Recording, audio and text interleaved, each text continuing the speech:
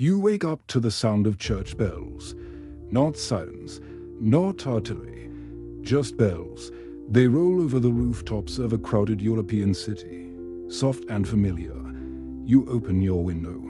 There are no trenches on the horizon. No wounded soldiers returning home. No lists of the dead on street corners. The year is 1934. The flags you see are familiar. But the map they belong to is not. A German empire still dominates the center of Europe. To the east, the Russians are still rules.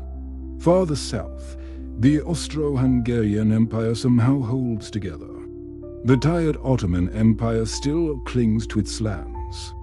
There are no memorials to a great war, no veterans with missing limbs and hunted eyes, no fields of white crosses.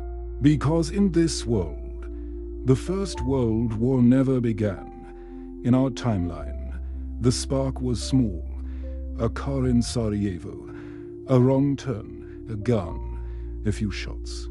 The assassination of Archduke Franz Ferdinand lit a fuse running through alliances, fear, and pride.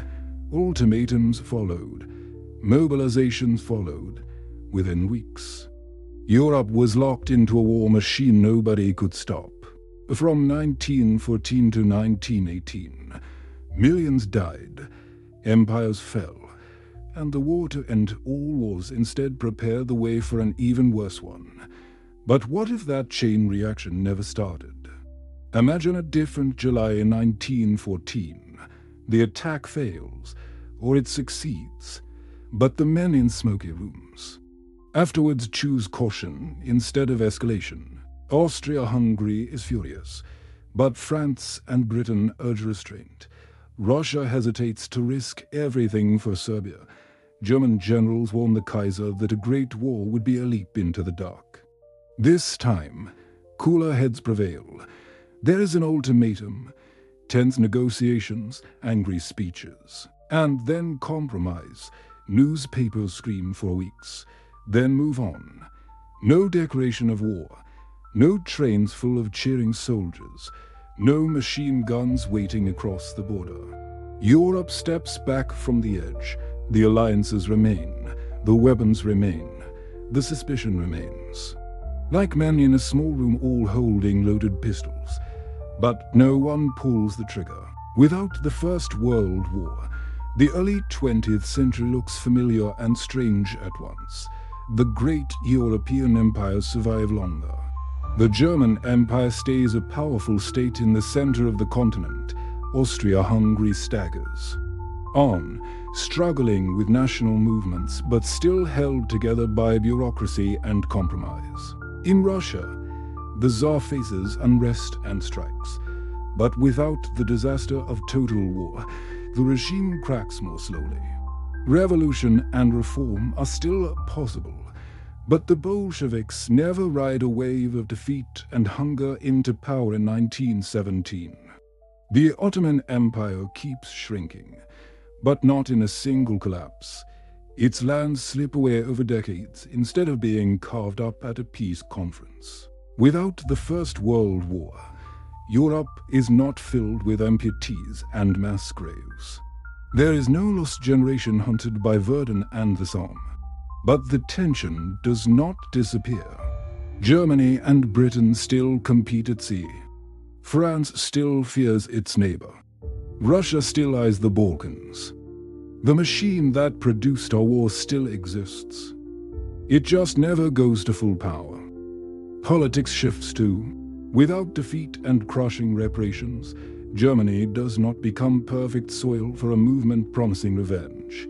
Extremists still shout from the fringes. But they do not find a nation broken enough to follow them. No Treaty of Versailles, no myth of a stab in the back, no Hitler rising from the ruins of a lost war. Radicalism exists, but as one current among many. Across the wider world, empire and power change more slowly. Colonial rule lasts longer. Independence movements have a harder fight.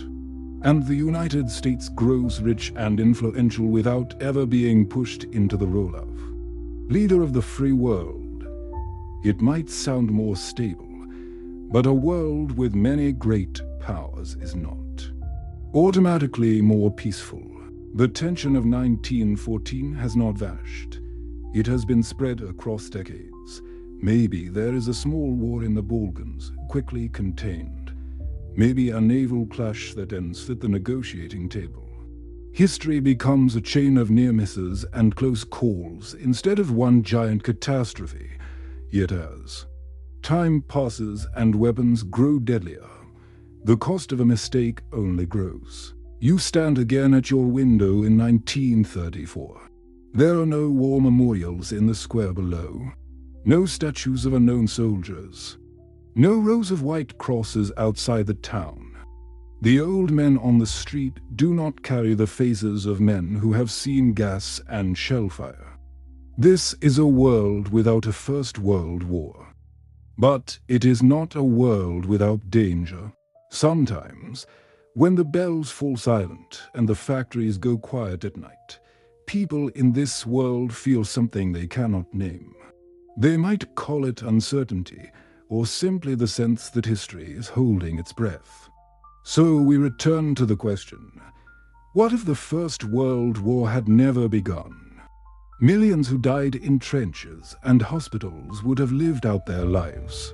Towns that lost almost every young man would have been whole. Dictators and total war might never have taken the same form. The map of the world, our borders and our politics would be very different. But somewhere, whether in 1924 or 1944 or 1964, humanity would still face the same challenge. Can we live in a world of powerful states, clashing interests, and deep fears, without turning the next crisis into the last war? If this glimpse into a world without the First World War made you think, don't let it end here. Hit like, subscribe, and tell me in the comments what we should do right next. A world where the Roman Empire never fell, where the Cold War turned hot, or something completely different. You choose the next what if, and I'll take you there.